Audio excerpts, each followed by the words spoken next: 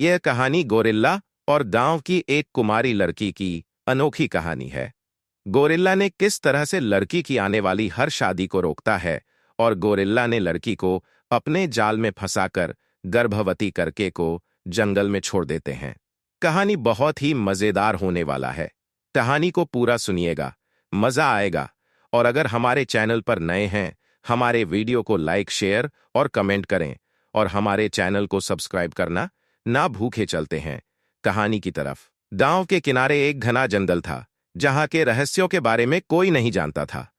उसी गांव में रहती थी सुहानी, जिसकी सुंदरता की चर्चा दूर दूर तक थी। कई युवकों ने उससे विवाह का प्रस्ताव रखा, लेकिन हर बार कोई अजीब घटना घटती और उसकी शादी टूट जाती। ये मानो कोई अदृश्य शक्ति थी जो उसकी शादी होने ही नहीं देती थी। गांव के लोग इसे दुर्भाग्य समझते, लेकिन हकीकत कुछ और थी। एक विशाल गोरिल्ला, जो जंगल का राजा माना जाता था, छुपकर उसकी हर शादी में अडंगा डालता। जब भी कोई सुहानी का हाथ मानता, अगली सुबह वह युवक या तो डर के मारे गांव छोड़ चुका होता या फिर किसी अनहोनी का शिकार हो जाता। गांव के लोग इसे देवी का श्राप मान बैठे, लेकिन सुहानी को धीरे धीरे एक भयानक सच पता चला। वह गोरिल्ला केवल एक जानवर नहीं था, बल्कि उसमें एक असाधारण बुद्धि थी। वह सुहानी पर एक अजीबोगरीब हक जताता था। एक रात जब पूरा गांव गहरी नींद में था, तभी गोरिल्ला ने सुहानी को चुपके से अपने शक्तिशाली बाहों में उठा लिया और जंगल के अंधेरे में समा गया। वह जंगल अब तक सुहानी के लिए बस एक रहस्यमयी जगह थी, लेकिन आज वह उसी जंगल का हिस्सा बन चुकी थी।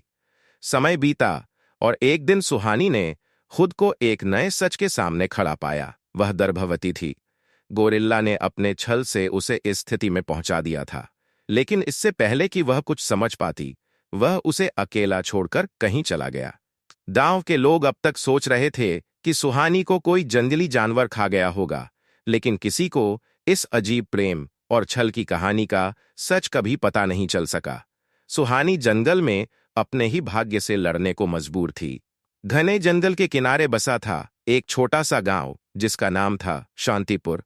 गांव का जीवन सादगी से भरा था। मिट्टी के घर, कच्ची सड़कें और चारों ओर हरियाली।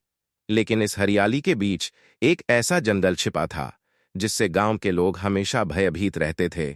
उस जंगल के बारे में कई कहानियां प्रचलित थीं।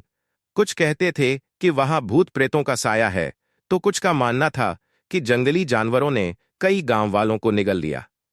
बच्चों को बचपन से ही सिखाया जाता था, जंगल की ओर मत जाना, वहां सिर्फ मौत मिलती है। लेकिन इस गांव में एक लड़की थी जिसका नाम था सुहानी। वह गांव की सबसे सुंदर लड़की थी, बिल्कुल चांद की तरह चमकती, बड़ी बड़ी आंखें और काले घने बाल। उसकी सुंदरता की चर्चा दूर दूर तक थी और कई युवक उससे विवाह करना चाहते थे। पर एक अजीब बात थी, उसकी शादी कभी हो ही नहीं पाती थी। जब भी कोई सुहानी का हाथ मांगने आता, अगले ही दिन कोई ना कोई अनहोनी हो जाती। कभी कोई युवक रहस्यमयी रूप से गायब हो जाता, तो कभी किसी को जंगल में मृत पाया जाता। गांव के लोग इसे देवी का श्राप मानने लगे, लेकिन हकीकत कुछ और थी। गांव वालों को नहीं पता था कि यह सब करने वाला कोई भूत प्रेत नहीं, बल्कि एक गोरिल्ला था। एक विशाल, डरावना और बुद्धिमान गोरिल्ला, जो जंगल का राजा माना जाता था। वह सुहानी पर एक अजीब सा हक जता था। जब भी कोई युवक सुहानी से विवाह करने की कोशिश करता, गोरिल्ला किसी न किसी तरह से उसे डरा धमका कर भगा देता या फिर उसे जंगल में हमेशा के लिए गायब कर देता। सुहानी को पहले इस बात का एहसास नहीं हुआ, लेकिन धीरे धीरे उसे समझ आने लगा कि यह जंगल कोई साधारण जंगल नहीं है। एक रात जब पूरा गांव गहरी नींद में था, अचानक सुहानी की खिड़की के पास हलचल हुई। उसने देखा दो चमकती लाल आंखें। सुहानी ने सोचा कि यह उसका भ्रम होगा, लेकिन इससे पहले कि वह कुछ समझ पाती, एक विशाल काय छाया उसके कमरे में दाखिल हुई और उसने सुहानी को उठा लिया। सुहानी की चीखें पूरे गांव में गूंज उठीं, लेकिन जब तक लोग दौड़कर वहां पहुंचे, तब तक वह गायब हो चुकी थी। गांव वालों ने हर जगह उसे ढूंढा, लेकिन कोई सुराग नहीं मिला। कुछ लोगों ने जंगल की ओर जाने की कोशिश की, लेकिन वे कभी लौटकर नहीं आए। सुहानी जब होश में आई, तो उसने खुद को एक घने, अंधेरे जंगल के बीचों बीच पाया। उसके सामने वही गोरिल्ला खड़ा था, भारी शरीर, लाल चमकती आंखें और एक अजीब सी मुस्कान। तू अब मेरी है, गोरिल्ला की गूंजती हुई आवाज ने पूरे जंगल को कंपा दिया। समय बीता और फिर एक दिन सुहानी ने खुद को एक नए सच के सामने खड़ा पाया। वह गर्भवती थी। गोरिल्ला ने अपने छल से उसे इस स्थिति में पहुंचा दिया था, लेकिन इससे पहले कि वह कुछ समझ पाती, गोरिल्ला उसे अकेला छोड़कर कहीं चला गया। घने जंगल के किनारे बसा था एक छोटा सा गांव शांतिपुर, जहां का जीवन सादगी से भरा था। मिट्टी के घर, कच्ची सड़कें और चारों ओर हरियाली। लेकिन इस हरियाली के बीच खड़ा घना जंगल किसी रहस्य से कम नहीं था। इस जंगल की कहानियां पीढ़ी दर पीढ़ी गांव वालों को सुनाई जाती रहीं और धीरे धीरे यह कहानियां डरावनी दास्तानों में बदल गईं।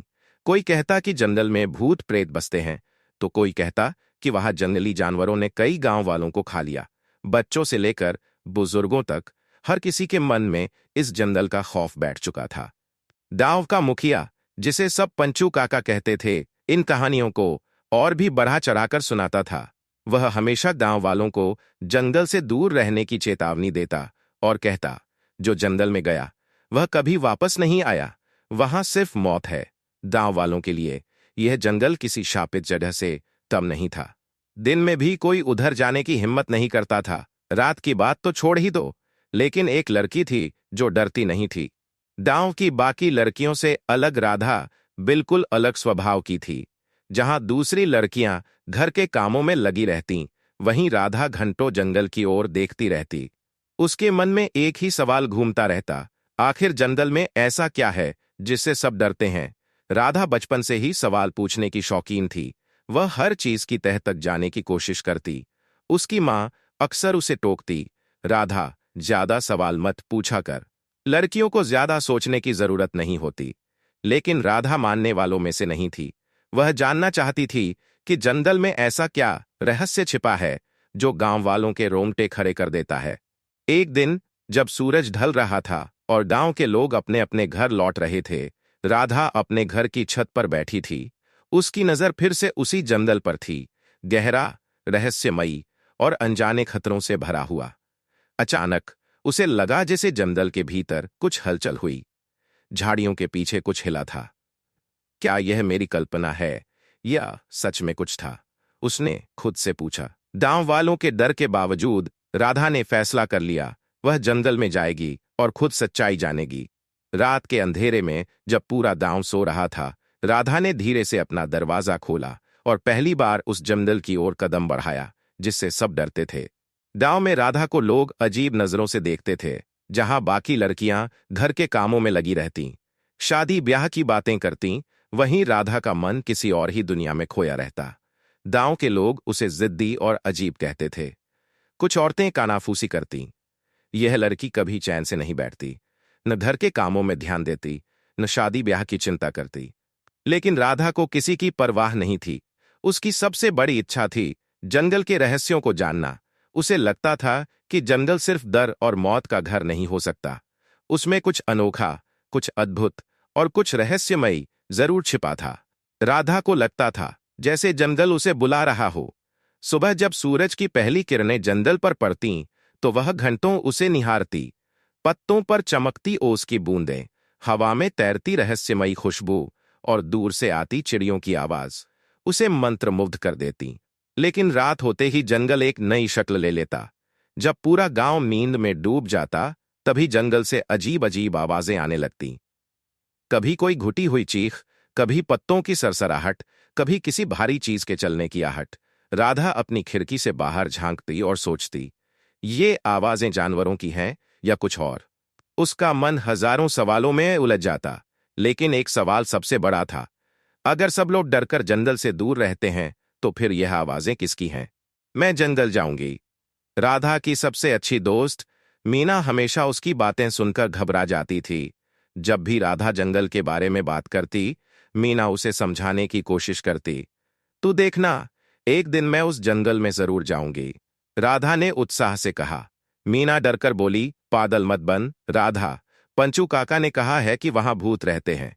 राधा ने हल्की मुस्कान के साथ जवाब दिया, भूत वूत कुछ नहीं होते, ये सब डराने के लिए बनाई गई कहानियां हैं। गांव की सभा और पंचू काका की चेतावनी, गांव के लोग जंगल को लेकर बहुत चिंतित रहते थे। अक्सर लोग जंगल के पास जाते ही गायब हो जाते थे और उनकी कोई खबर नहीं मिलती थी। इसलिए गांव के बुजुर्गों ने एक विशेष सभा बुलाई। सभा में गांव का प्रमुख पंचू काका खड़ा हुआ और गंभीर आवाज में कहा, हमारे गांव की शांति तभी बनी रह सकती है जब हम जंगल से दूर रहें। किसी को भी वहां जाने की इजाजत नहीं है। लोग सहम गए। चारों तरफ सन्नाटा छा गया। किसी की हिम्मत नहीं थी कि पंचू काका के फैसले पर सवाल उठाए। लेकिन तभी भीड़ के बीच से एक आवाज गूंजी। सबका ध्यान उस ओर गया। राधा खड़ी थी, आंखों में वही चमक और हिम्मत। पंचू काका ने गुस्से से उसकी ओर देखा। क्या कहा तूने? राधा ने आगे बढ़कर कहा, मैं पूछ रही हूं, जंगल में आखिर क्या है जिससे हम इतने डरते हैं? पूरा गांव चौंक गया। लोग फुसफुसाने लगे, राधा ने ये क्या कह दिया? ये लड़की तो मुसीबत मोल ले रही है। लेकिन राधा बिना डरे खड़ी रही। जंगल सच में खतरनाक है या सिर्फ डर की कहानी? राधा की बात सुनकर पूरा गांव सन्न रह गया। लेकिन हमें ये कैसे पता चलेगा कि जंगल सच में खतरनाक है या नहीं? राधा ने सीधा सवाल किया। जब तक हम वहां नहीं जाते, हम बस अंदाजा ही लगाते रहेंगे। गांव वालों की भीड़ में हलचल मच गई।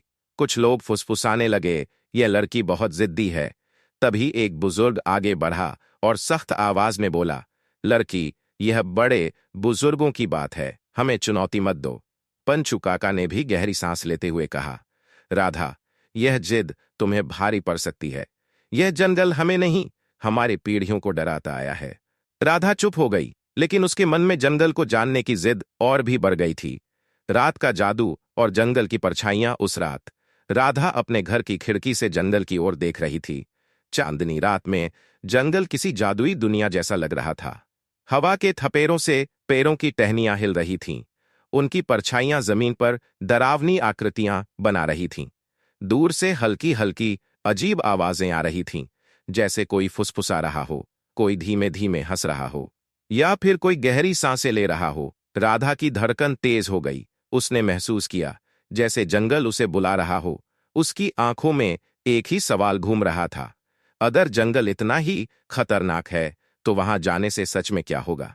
राधा ने ठान लिया था, कल रात वह जंगल में जरूर जाएगी। राधा ने तय कर लिया था, अब और इंतजार नहीं, वह अगली सुबह जंगल जरूर जाएगी। सुबह होते ही वह जल्दी उठी और अपनी छोटी सी टोकरी में रोटी, पानी और कुछ जड़ी बूटियां रख लीं। तभी उसकी मां की आवाज आई, राधा, इतनी सुबह कहां जा रही है? राधा कुछ सेकंड के लिए चुप रही। अगर उसने सच बता दिया तो मां कभी जाने नहीं देगी। उसने झूठ बोलते हुए कहा, मीना के साथ खेतों पर जा रही हूं मां। मां ने उसे संदेह भरी नजरों से देखा, लेकिन कुछ नहीं कहा। राधा जल्दी से घर से बाहर निकली। गांव की सीमा पार, अब जंगल सामने था। राधा का दिल डर और उत्साह दोनों से भरा हुआ था। जैसे ही उसने जंगल में पहला कदम रखा, उसने एक अजीब सी गंध महसूस की, गीली मिट्टी और सड़ते पत्तों की गंध। यह गंध कुछ अलग ही थी, जैसे जंगल ने अपने आप को इस गंध से ढक लिया हो।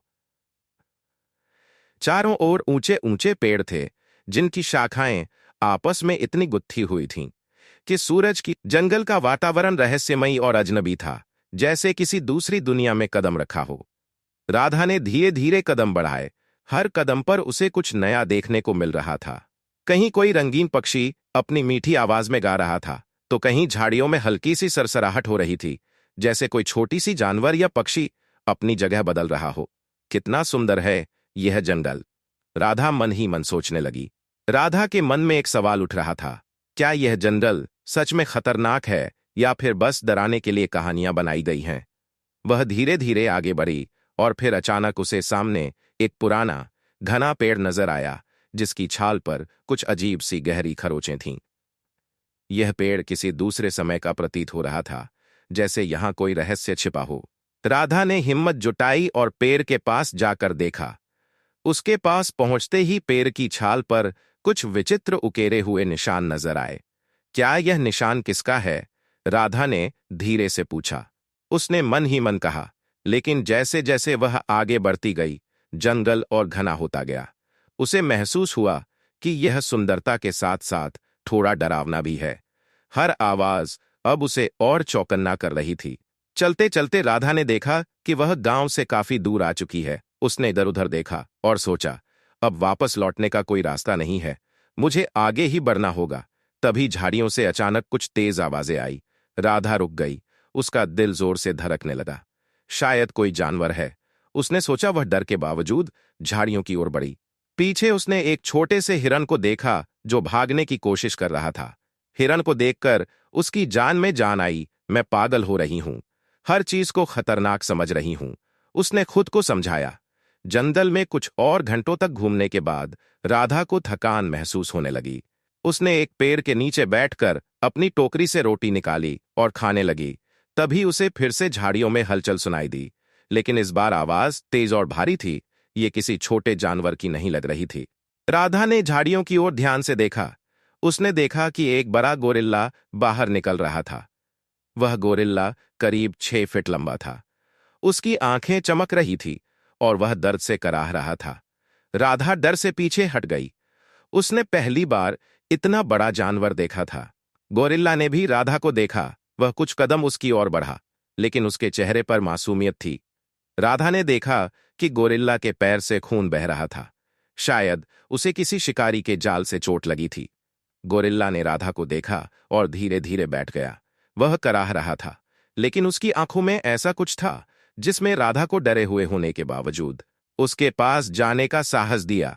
राधा ने अपनी टोकरी में रखी जड़ी बूटियों को निकाला और सोचा, शायद मैं इसकी मदद कर सकती हूं।